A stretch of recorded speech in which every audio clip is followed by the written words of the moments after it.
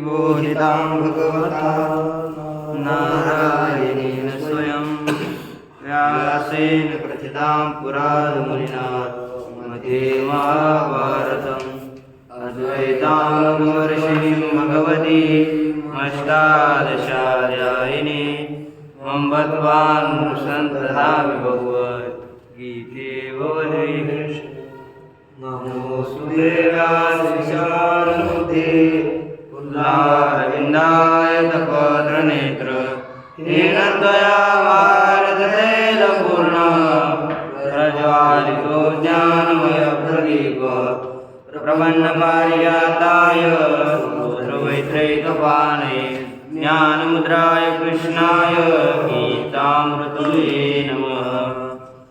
ॐ श्रीभूषितकरान्नवनीलदापात् पीताम्बरार्णिम्बफलादरश्लात् पूर्णेन्दुसुन्दरमुखादरविन्दनेत्रात् कृष्णात् परं किमपि तत्त्वं न जाने। ज्ञानेशं नामदेवं च एकनाथं तथैव च तुकारामं तथा वन्दे वारकरी परम्पराम्।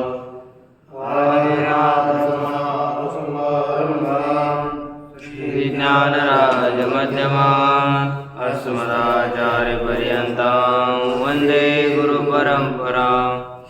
आदिनाथं मच्चेन्द्रं गोरक्षं गयनिर्दता निवृत्तिं ज्ञानदेवं च योगं वन्दे मुहुर्मुहुः।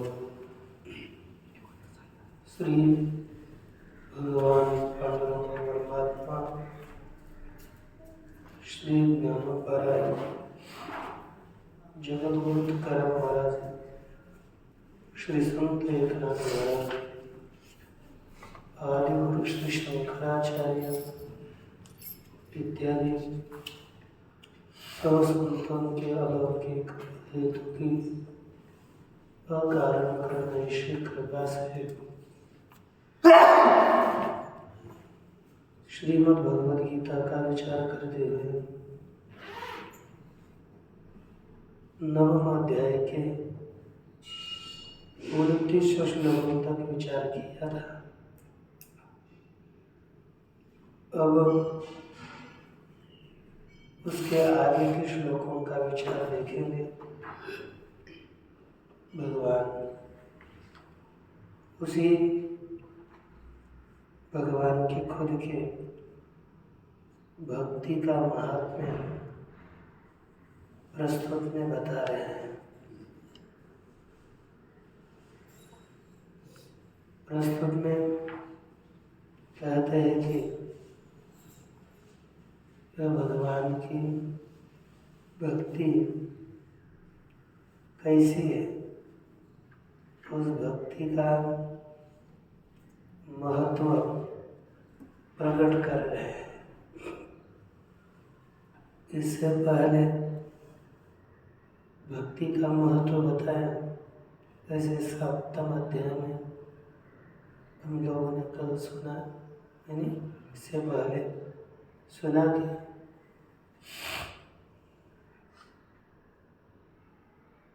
जो मूढ़ होते हैं, नराधम होते हैं, माया के द्वारा जिनका ज्ञान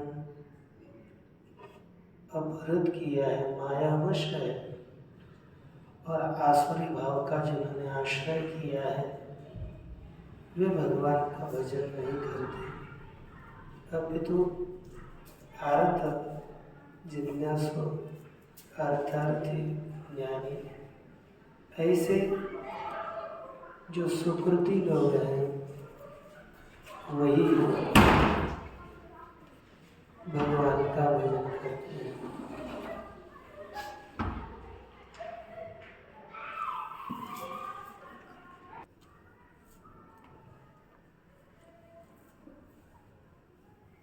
यदा कदाचित कैमुतिक न्याय से भगवान कहते हैं कि यदि कोई साधक, कोई मनुष्य उत्तम अधिकारी भी नहीं है, लेकिन यानी पहले कहा था सुकृति ही भगवान का भजन करते हैं, दुष्कृति भगवान का भजन नहीं करते। फिर क्या अच्छे कर्म करने वाले भगवान के भक्त का ही आप रखा उनकी रक्षा करते हैं क्या?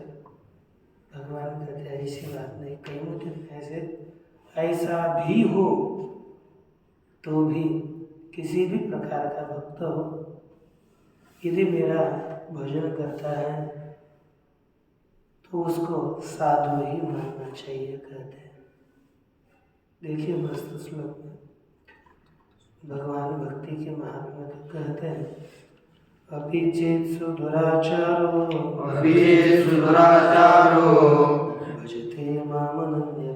भजते मामनन्यभाक् साधुरेव समन्तव्यः सम्यक् व्यवसितो हि सः सुदुराचारः अपि माम अनन्यभाक् भजते चेत् सः साधुरेव मंतव्यः हि सः सम्यक् व्यवसितः। भगवान ने कहा अर्जुन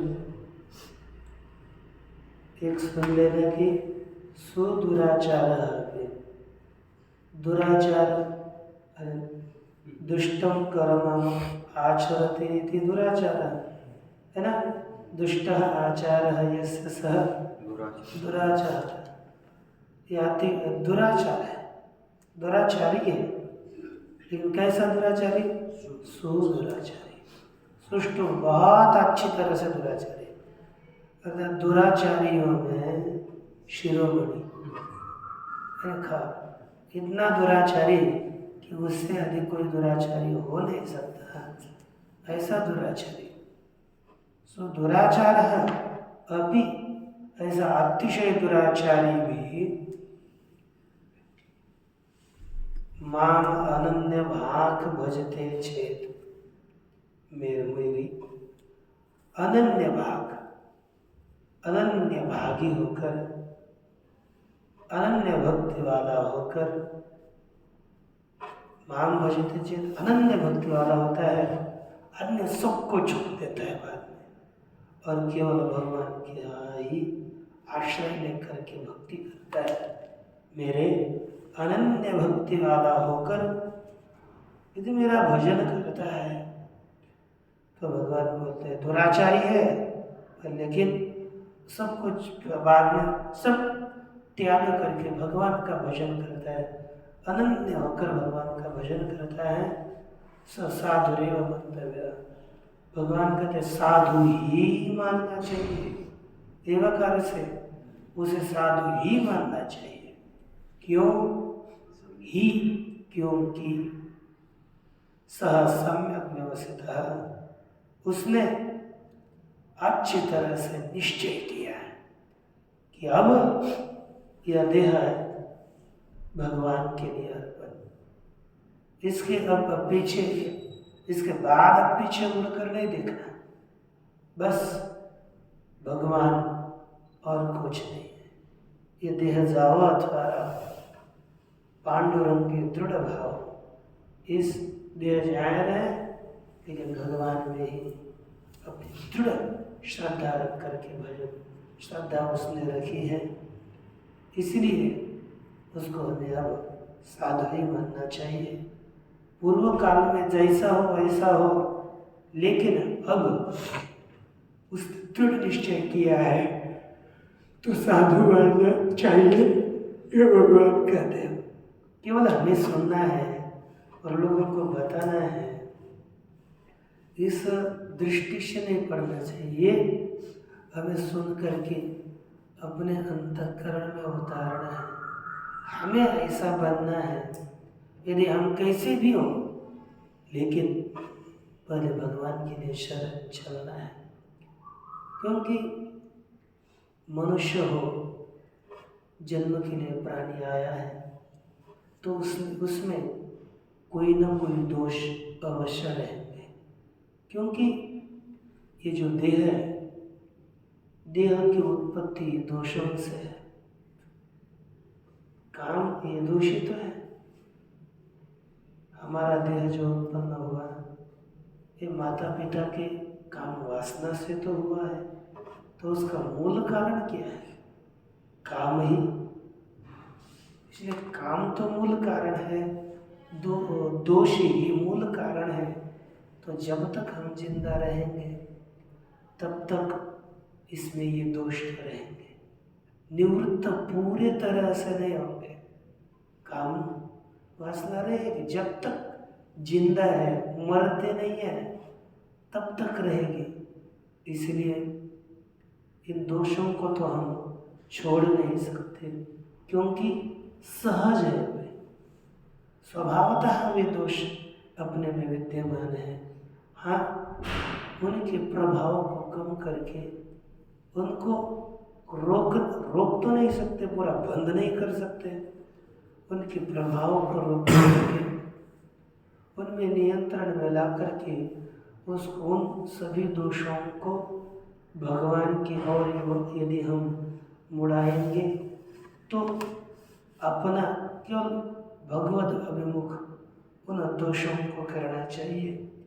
इसलिए फिर द्वेष हो, काम हो, क्रोध हो, इन सभी से हम सभी करेंगे, लेकिन भगवान से संबंधित का काम वासना भी प्रकट करे तो भगवान से, क्रोध करे तो भी भगवान से, द्वेष करे तो भी भगवान का करे। जो भी करना है वो हम भगवान का करें, तो अपना भक्ति जिस भाव से हो उस भाव से, लेकिन अनन्य होकर, और किसी के नहीं। द्वेष करना है तो किसी का मत करिए, केवल भगवान का करें। जैसा शिशुपाल आदियों ने द्वेष किया तो उनका भी कल्याण हुआ, कंस ने क्रोध किया उनका ही उद्धार हुआ, गोपियों ने काम से भगवान के भजन को आराधना करी, उनका भी कल्याण ही हुआ, उन्हें भी भगवान की ही प्राप्ति हुई। ये समझिए और भगवान का भजन करिए। देखिए पहले भाष्य में क्या कहते हैं इस श्लोकार्थ, अपिचेत यद्यपि, अपिचेत कर दिया यद्यपि सुदुराचार सुष्ठु दुराचार, यदि सुदुराचार दुराचारी है, ऐसा अर्थ क्या हो गया? अतीव, अतिशय कुत्सित आचारों में और घृणित आचार, कुत्सित आचार वाला भी कोई मनुष्य भजते मां, मेरा भजन करता है। कैसा होकर? लेकिन ये दो शब्द रखने, अनन्य भाक, सुदुराचार तो है लेकिन अनन्य भाक मां भजते, ये मुख्य है। तो कहते अनन्य भाक माने अनन्य भक्ति सन, अनन्य भक्ति वाला होकर मेरा यदि भजन करता है, सम्यक व्रत, उसको क्या करना है? साधुरेव, साधु ही समझना चाहिए। सम्यक वृत्त एवं समन्तव्य ज्ञातव्य, सम्यक वृत्त, वृत्त माने आचरण, सम्यक आचरण वाला ही वह मंतव्य मानना चाहिए, हमें समझना चाहिए। सम्यक माने यथावत, व्यवस्थित, यथार्थ रीति से उसने व्यवस्थित माने निश्चय बता, निश्चय किया है ही, सकार है वही उसने ही, क्योंकि उसने अच्छा निश्चय किया है, साधु निश्चय किया है, इसलिए। लेकिन वो भगवान का भजन करता है। जानवर इसलिए क्या कहते हैं कि याला की दुष्कृति जरी झाला तरी अनुताप नाला नावोनी मजात्वाला सर्वभावी सभी भावनाओं से वह मुझे शरण आया है। इसलिए अब इसके पश्चात यदि वो सर्वभावों से शरण आया है ना, फिर तरियाता पवित्रतया चिचिकुल अभिजात्य तेज निर्मल जन्मलयाचे बळ तया असीच जोडले। सब कुछ उसे प्राप्त हो गया। तो सकळे पडे नला तपे तुझ तपे नला अष्टांगाभ्यासीला योग देने सब कुछ उसने किया, लेकिन इस प्रकार अर्थात सब कुछ फल इसी भक्ति के अंतर्गत अंतर्भूत हो जाता है। अब भगवान कहते हैं इतना ही नहीं, उत्सृज्य च बाह्याम सुदुराचारताम अंतः सम्यक व्यवसाय सामर्थ्य। बाह्याम दुराचारताम उत्सृज्य, बाह्य जो दुराचारता है उसका त्याग करके अंदर ही सम्यक व्यवसाय सामर्थ्य है ना, बाह्य दुराचारता को छोड़ दिया और अंदर सम्यक अच्छी तरह से निश्चय किया है। इसी सामर्थ्य से अब वह क्या बनता है उसका वर्णन करें। क्योंकि देखो हम बाहर से केवल दिखाए कोई नहीं, अंदर क्यों, यदि हम बाह्य छोड़ देना है और अंदर से भी भगवत भक्ति का साधना का अच्छी तरह से निश्चय करना है।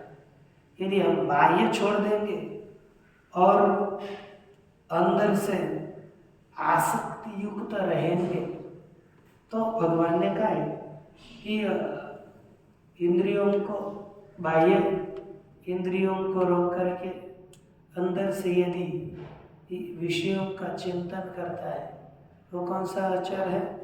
मिथ्याचार, ढोंगी है। कौन सा श्लोक है कि कर्मेंद्रियाणि संयम्य या आस्ते मनसा स्मरण इंद्रियार्थान् मूढ़ात्मा मिथ्याचार समुच्चयते। इंद्रियों के विषयों का स्मरण करता रहता है और मिथ्याचार है। और इसीलिए जैसे बाहर से हमने विषयों को छोड़ा है, अंदर से भी पूरी तरह से भगवत भक्ति का निश्चय करके हमें आराधना की ओर लगना चाहिए, साधना की ओर लगना चाहिए। क्योंकि पुनः देह नहीं है, यह अभी है। सच्ची सावध होना चाहिए। इसके बिना सोया हुआ मनुष्य अपना नाश ही करेगा और क्या करेगा।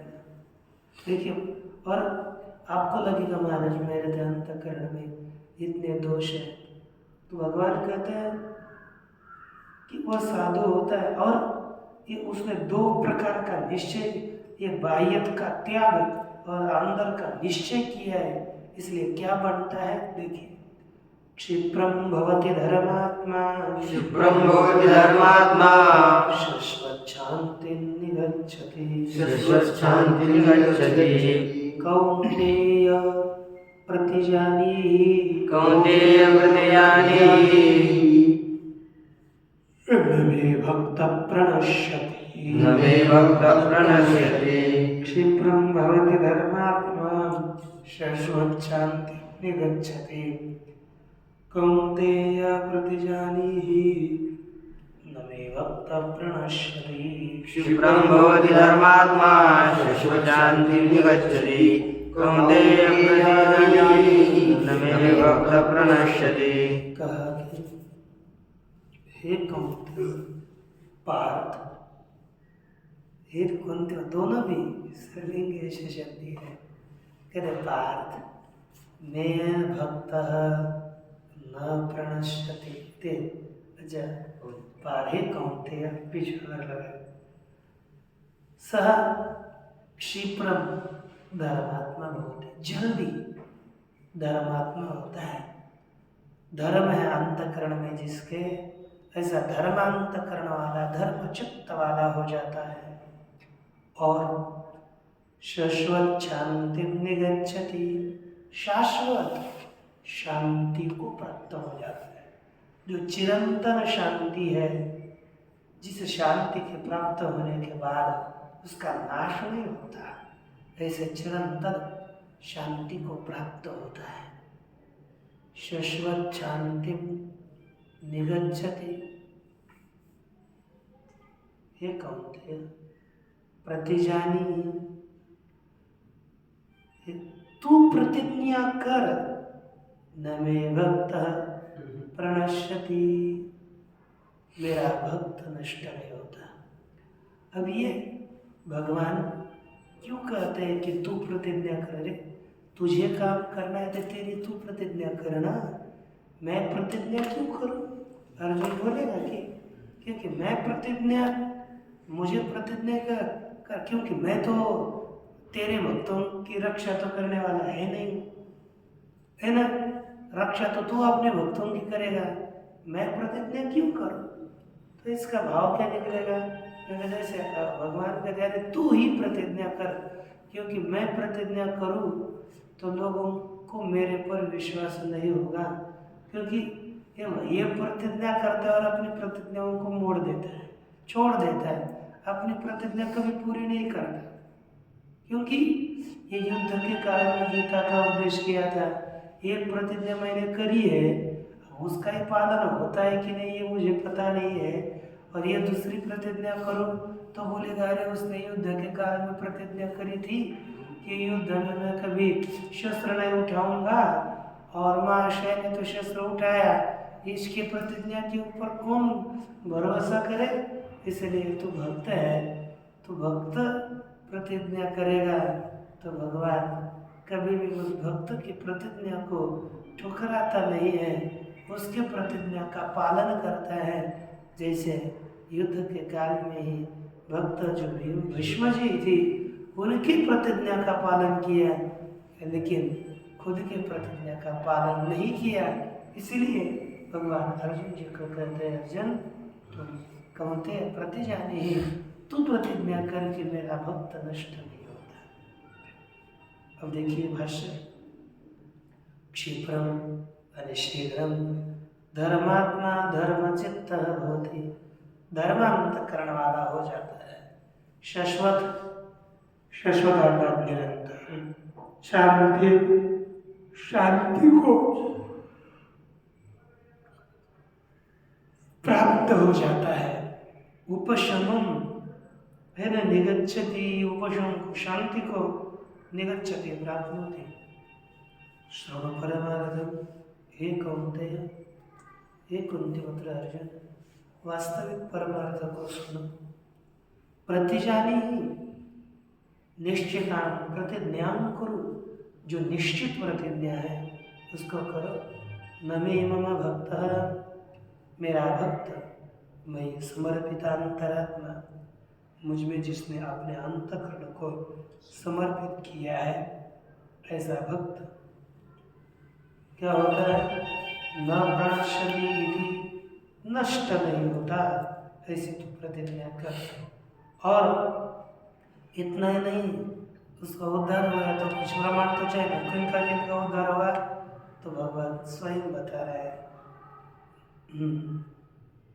मां हि पार्थ व्यपाश्रित्य, मामि पार्थ व्यपाश्रित्य, एभिषु पापयोनयः, एभिषु पापयोनयः, मां हि पार्थ व्यपाश्रित्य, एभिषु पापयोनयः, मामि पार्थ व्यपाश्रित्य, एभिषु पापयोनयः, श्रियो वैश्यास्तथा शूद्राः, श्रेयो वैश्यास्तथा शूद्राः, तेऽपि यान्ति परां गतिम्, तेऽपि यान्ति परां गतिम्।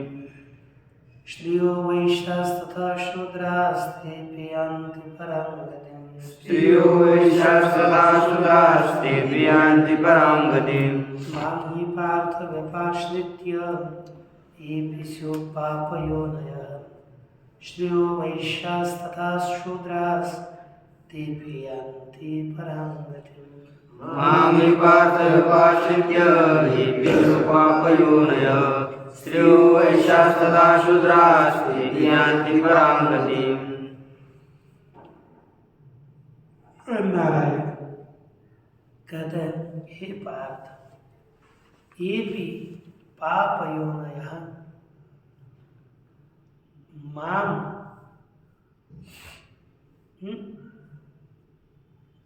ये भी पाप योनयः स्युः।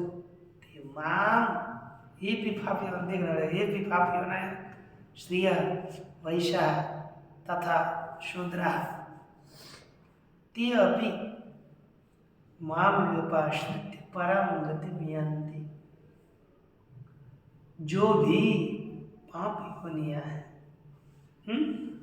ये अभी पाप योनयः स्युः, जो भी पाप योनि अर्थात श्री वैश्य और शूद्र, इनको पाप योनि में भगवान ने डाला है, और क्षत्रिय और ब्राह्मण इनको पुण्य योनियों में भगवान ने कहा। क्योंकि क्या होता है, जब पूर्व का जन्म में पाप पुण्य होता है, हम लोगों ने किया हुआ, उसी पाप और पुण्य के सामर्थ्य से हमें अगला जन्म मिलता है, और उसमें मूलतः थोड़ा पाप का आधिक्य है, इसलिए ये जन्म है। और इसमें क्या है कि ब्राह्मण योनि में सत्व गुण प्रधान होता है और रजोगुण गौण होता है। इसलिए यानी जन्म के समय वो आप आचरण कैसा करेंगे, वो इधर आने के बाद वो वार्ता अलग है, लेकिन मूलतः शास्त्र के अनुसार ब्राह्मण की योनियों में सत्व गुण का आधिक्य है और रजोगुण न्यून होता है।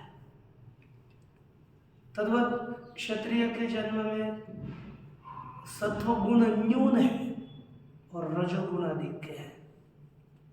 वैश्य के जन्म में रजोगुण अधिक है, सत्वगुण का तो कोई कथन ही नहीं है, रजोगुण तमोगुण न्यून है।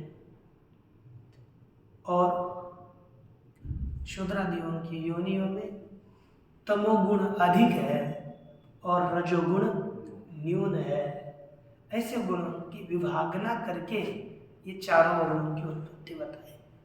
इसमें वो ब्राह्मण स्त्री हो, क्षत्रिय स्त्री हो, वैश्य स्त्री हो अथवा शूद्र स्त्री हो, इनको सबको एक ही योनियों में रख दिया। स्त्री बस शब्द, स्त्री शब्द नहीं है, और स्त्री को भी पाप योनि कहा, क्योंकि शूद्रों का वैदिक इत्यादि कर्मों में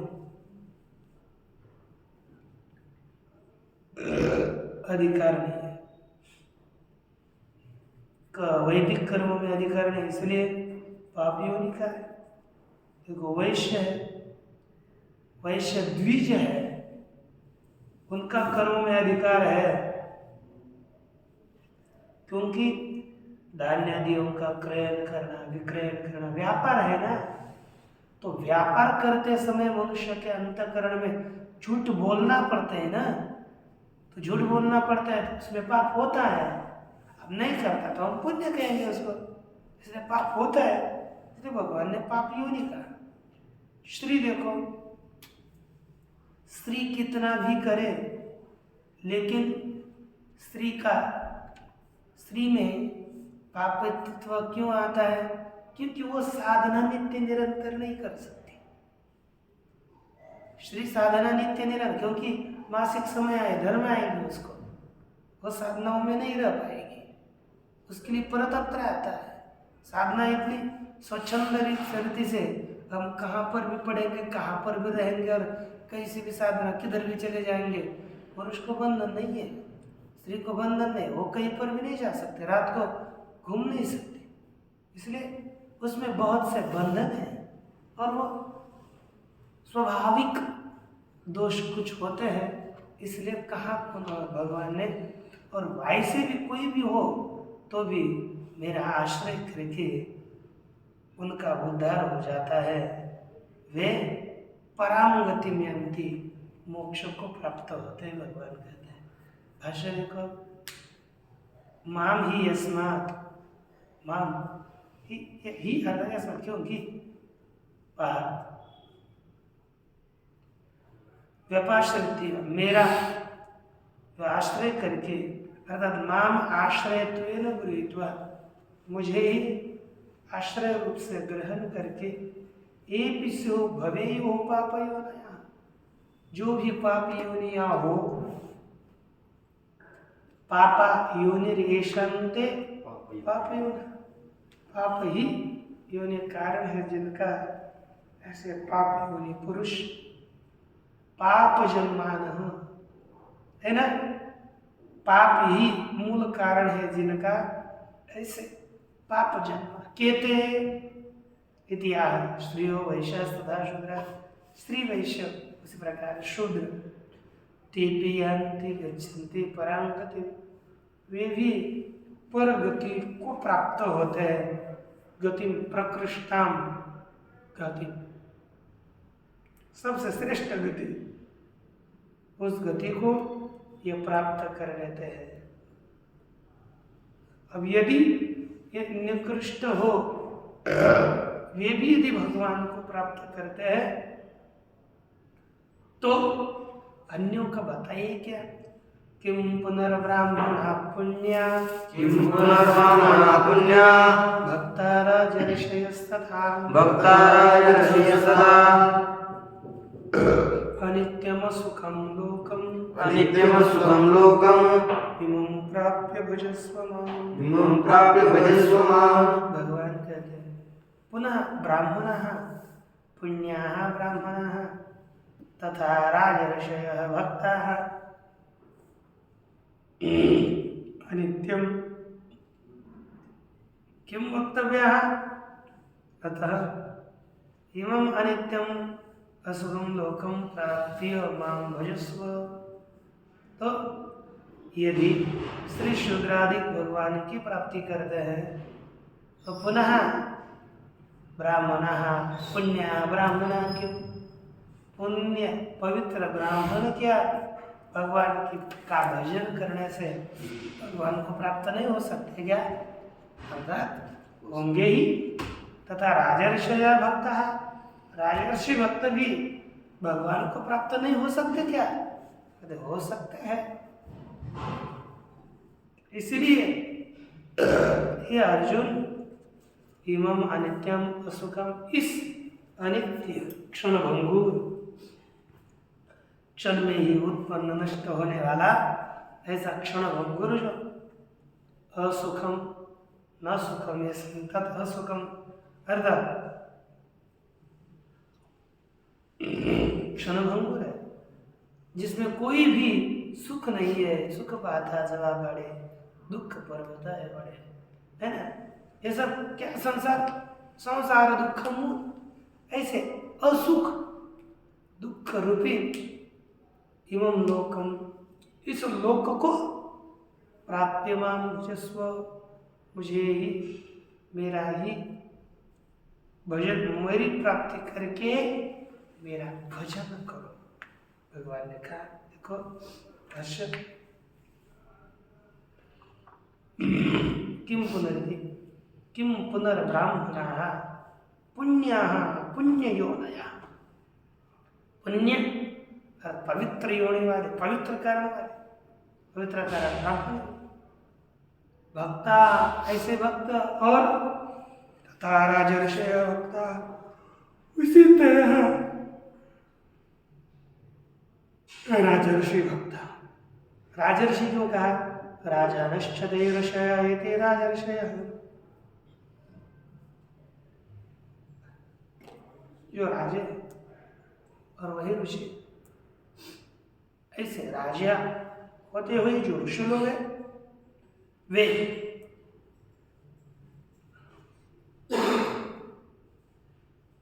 यतः एवं, जिस प्रकार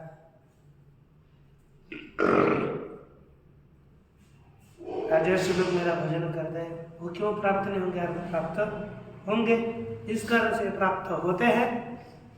अतः इसलिए अनित्य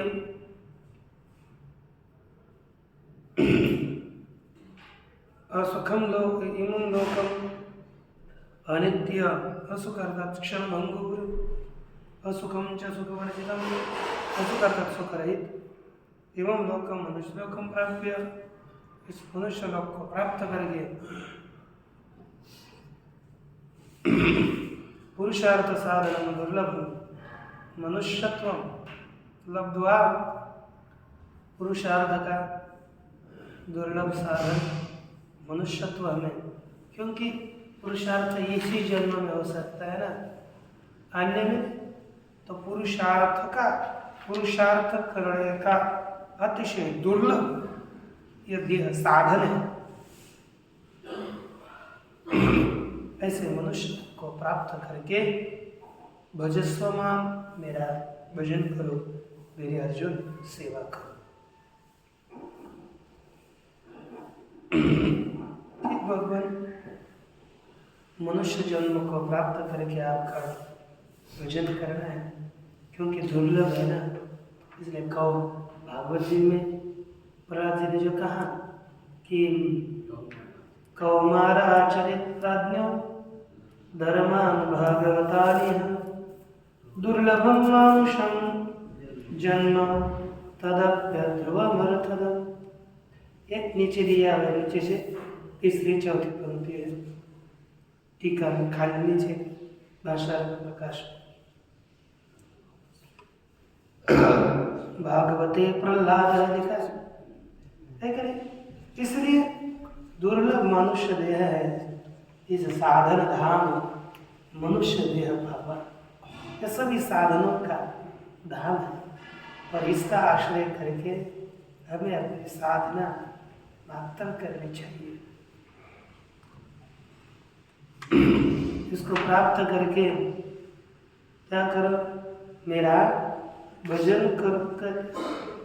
और कैसे करना है भजन, देखिए अंतिम श्लोक में भगवान कहते हैं मनमना भव मद्भक्तो मनमना भव मद्भक्तो मद्याजी मां नमस्कुरु मद्याजी मां नमस्कुरु मनमना भव मद्भक्तो मद्याजी मां नमस्कुरु मनमना भव मद्भक्तो मद्याजी मां नमस्कुरु मामे वैश्यसि युक्तैव महात्मानं